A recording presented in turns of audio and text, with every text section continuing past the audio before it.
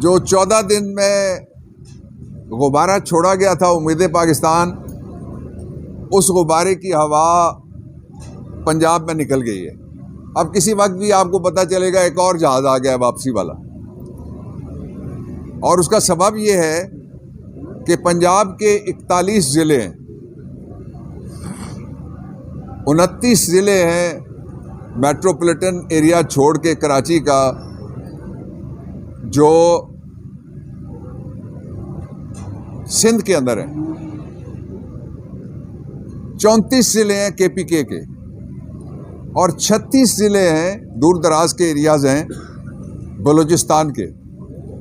इन सब में नवाज शरीफ जो दिन रह गए हैं, ना जलसा कर सकता है, ना शहबाज शरीफ जा सकता है, ना नून लीग ने 51 सीटों पे नून लीग ने अपने उम्मीदवार ही खड़े नहीं किए।